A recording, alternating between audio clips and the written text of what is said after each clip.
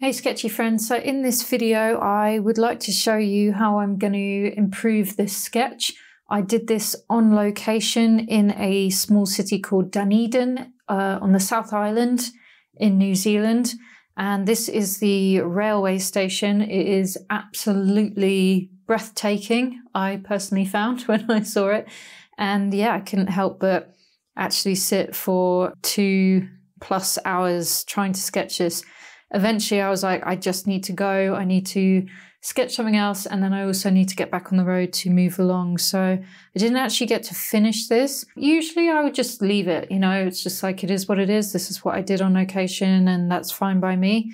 But I did think it would make an interesting video if I finished it at home, finished it as much as, you know, I feel that it is actually finished in my own eyes, and just show you how almost I'm going to improve it or rescue it because it's very flat at the moment. I quite like the drawing. It's a very complicated building. I didn't get all the details right by any means, but yeah, right now it's looking very flat, and by that I mean there's no depth, there's no contrast. In small areas there is, but yeah, it's just looking very one-dimensional. So I'm going to try and make it look a bit more three-dimensional. So, and I thought it would be interesting for you guys to see this, because maybe you get to a certain point with a sketch and you're like, I just don't know how to take it that next step further. So I am just going to use the things that I did have with me on location, which is, you know, I was traveling around in a camper van and therefore I didn't have to worry about carrying lots and lots with me, although I was trying to be reasonably minimalist. I had this sketching kit which my friend made for me, which I just am in love with. An A5 sketchbook goes there, but then yeah, I've got a few different pens, pencils and brushes here. Not too many though. And then my small watercolor set goes in this pocket here, but I actually have room for this very small one too, which has some different colors in it. So I actually cheat and put both of them in there. And then this is the other thing that I took with me. This is a Derwent wrap, and this just has some watercolor pencils in it. Well, watercolor / Inktense pencils. So yeah, I've got Lyra, the Inktense, and like 1 or 2 random Faber-Castells in there. And then just a couple of random things. Paint markers, a square brush, this Ecoline brush pen. That's it, just random bits and bobs there. So I'm just going to try and stick to the things that I actually had with me, just to make it a bit more, I'm not going to, yeah, it would be something that I would carry around with me in order to finish this sketch. And the other thing I didn't mention in here, but there are my Faber-Castell Pit Artist pens, which I'm a big fan of using and that I use a lot to give things depth. I find that they're really nice to get shadows with. Some of them are running out now though, so I do feel like I haven't got the full range. Ah, there's the one I'm looking for. So there's only 5 there because one's run out, but 3 cold greys and 3 warm greys, and they really are my secret weapons in terms of adding a bit of depth to areas. I do actually have a video, I think it's called that, my secret weapon to adding contrast to my sketches are these pens. I just really love them. So for instance, when I'm looking at the reference photo I've got right here, which isn't the best really, doesn't really show the exact view that I had, but I can see that, for instance, it's really dark in here. So I'm just adding in with the darkest, yeah, I think this is the darkest warm grey. So do you see how immediately this kind of pushes this section forward in the sketch? This section here actually is quite dark, so let me try that as well. And these pens work great over the top of watercolour because they're India ink, so they do have a bit of translucence to them. So they're really nice to use for adding shadows on top of watercolours. So for example, if I just wanted to put a tiny little shadow under these ledges here, and you see instantly that gives that section depth. It's just really, really nice. So if I maybe go a shade lighter, I can just do that in there. Maybe that in the instant depth. Bit of shadow under there. And you know, I might take some liberties here with what I'm seeing in the actual photo, but that's all right. It's called artistic license. So I instantly feel like this is just looking a bit more interesting over here. There are also shadows on top of this roof section here. In fact, this whole section here is in shadow.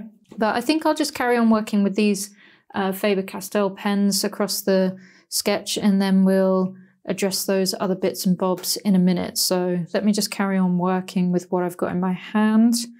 So this bit looks a bit darker.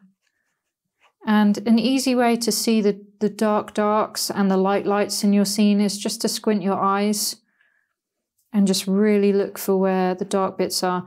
And you don't have to fill in the entire section. I'm seeing here that shadow is kind of coming diagonally there. So that's cool. That also makes it look a bit more interesting. You just put some tiny little shadows in. Some of them, a couple of them, I'm making them up, but that's okay. So here again, I can see there's like a weird shape being cast here by probably one of these ledges. That's actually quite interesting to add in. I think, yeah, these ledges are casting shadows over here. Sometimes you don't really need to understand the mechanics of what's going on. Just use your eyes and just put in what you're seeing. Let's try the lightest warm grey. Just want to put a subtle shadow here. Might not be dark enough. I think it works actually, that's fine. Put another dark one here, I think. And again, as I said, I didn't draw this exactly perfectly. There are so many details going on in this particular building. It is unreal. It's actually quite overwhelming sitting down to sketch something like this.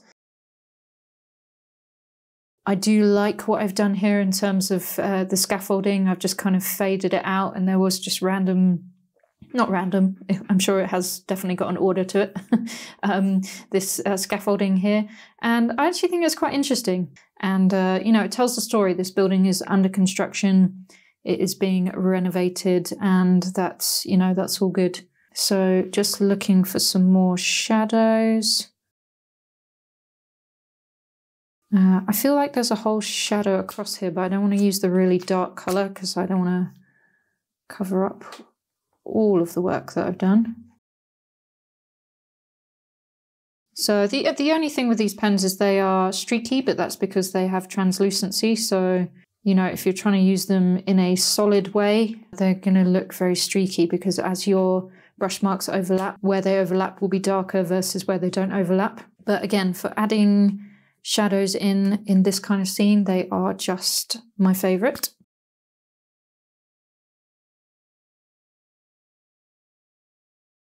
So I like to just hold the three in my hands. These are all the warms here, and just like bounce between them. And it's just a nice way of getting some shadows in.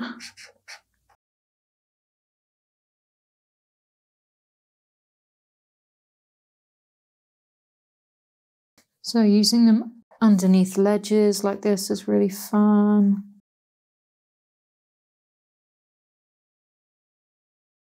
You can go over the top for sure, so just keep your eye on things and make sure you're not going too crazy with it. There are actually a lot of these diagonal shadows going over these bits and bobs. I'm just going to go for it. Sometimes you just have to be brave and you just have to go for it.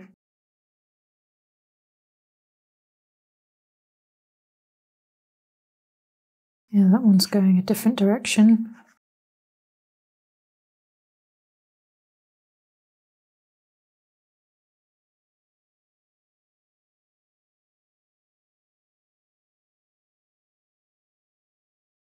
Okay.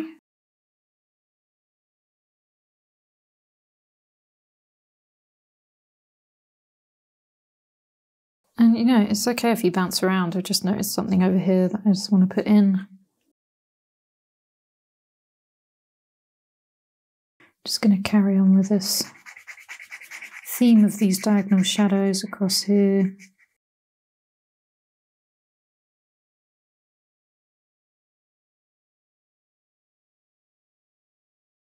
Okay, so it's already looking far more interesting. I know that these benches here are unpainted, so I might just switch to my watercolours and sort that out. Kind of got a rough colour here actually already. I kind of want to make them a nice orange, browny orange, just to tie them in with what's going on here. So sometimes my colours aren't completely true to life because for design purposes, I feel like I might take slight liberties just to kind of tie some of the picture together.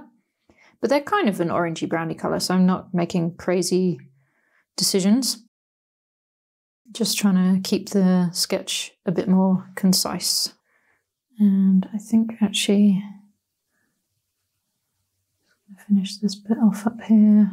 I really want to put this dark shadow in down here, which I think I'm going to do with a bit of moon glow, because I did use that in some of the picture already, like down here and stuff. It's actually a bit of a weird colour, but that's fine.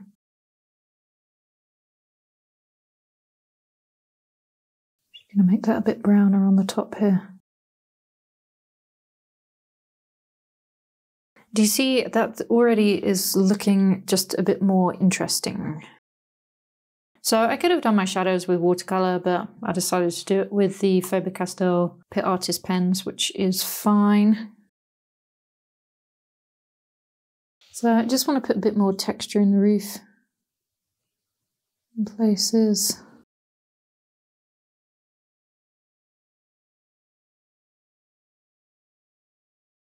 Just to show that there are some roof tiles going on and it's not all one flat colour. I do want to try and really bring these lampposts to life a bit, so I'm just going to put a very thick, if I can, if this works. Okay, that pen's not working. This is why you have to carry lots of pens, because they don't always work. Just really want to thicken this up because it's really in the foreground and I want to distinguish it from the building a little bit more. So I've thickened it just on the shadow side for now. If I feel like it needs a bit more, maybe just on the shadow bits here, like where there would be shadows. Maybe that's a bit more interesting. And also under here might be more interesting. So I'd like to put thicker lines anywhere where there's like shadow, or just to kind of define some edges here and there. Like the bottom of this hedge, I reckon can be a bit more defined here.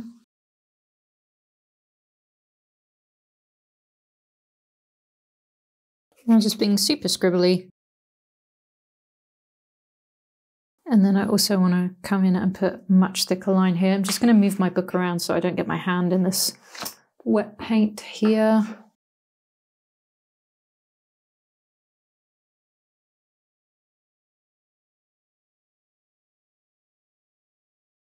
Maybe on this line too, because it's in front of the building.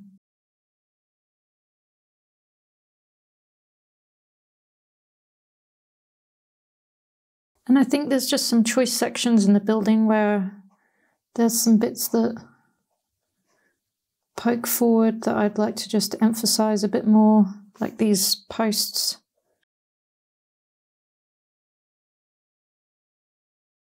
It can be really easy to overdo things, so I don't want to do that.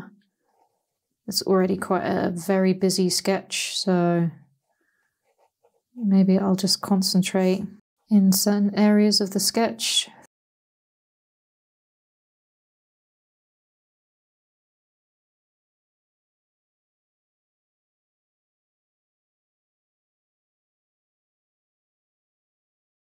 Yeah, that's already looking way better. And there's some parts that aren't really painted or whatever, but that's fine. I think it's just a bit more interesting. I'm just gonna match this up with a couple of the other ones here.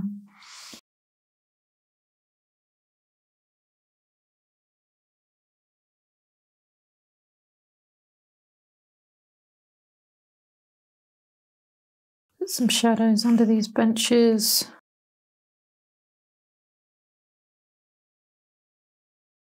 Let's put a bit of shadow here.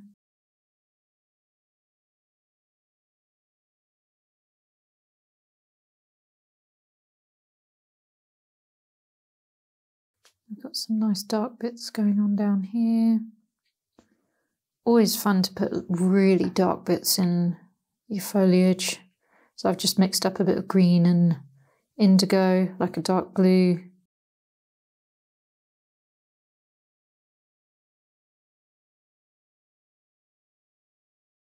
Always just exaggerate bits and bobs in the shadow areas, and it's going to give a lot more contrast, which I believe is the key to making a really interesting, cool looking sketch. There's just so much more darker areas going on in there now, so it just looks so much more interesting, let me say.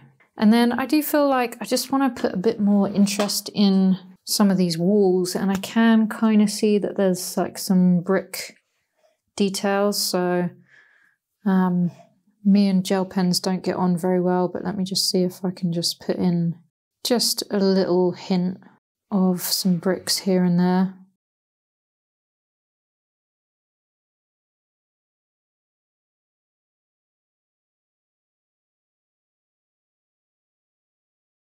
And you can see I'm not being like crazy neat or anything. It's not really required. Being neat's not really my forte, to be honest. But luckily you can still make some really cool sketches even if you're not very neat. So that's definitely bringing it to life a bit more. And if anyone's interested, this is a Sakura jelly roll, 0.8. I can't really recommend one brand over another because I just do have very differing experiences every time I pick up a gel pen. Sometimes it works, like right now, which is awesome. And sometimes it just doesn't work for reasons that are completely unknown to me. So it's just the maddeningness of gel pens. And I've spoken to so many people who have the exact same experience, so I know I'm not alone. And that actually makes it feel a little bit less frustrating. Cool, so I haven't put them everywhere, you know, just maybe I should just finish off here. It looks a bit odd. But it does help just bring a bit more like texture or interest to the walls. I mean, it's always easier to use a white gel pen over complete black areas. But when it's not black, that's when it's a little trickier. But sometimes just adding these little white details can really just make things look a bit more interesting. Just bring out some of the ones in the shadows a bit more.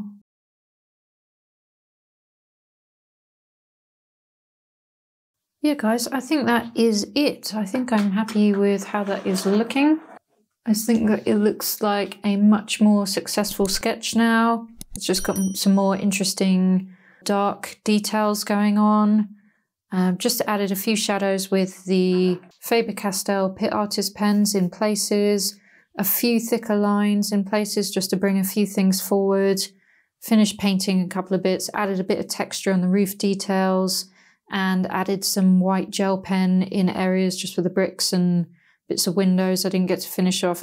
But that was literally it, and it just elevates the whole thing. So I hope you agree. I'd be interested to hear your thoughts in the comments, and I hope you like this sketch. If you haven't done so already, do check out my travel sketchbook tour from my few weeks I spent traveling around New Zealand, which culminated in visiting or joining in the Urban Sketches Symposium, which was really cool.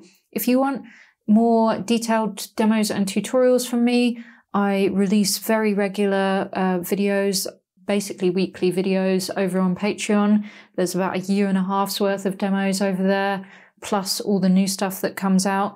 If you would like to learn with me from the beginning, then do check out my course, my online course, Sketchy Adventures. And at the end of November 2023, my book will be coming out. It is being published by a US publisher. It will be distributed by Macmillan, and it will be available in major bookstores across some of the world.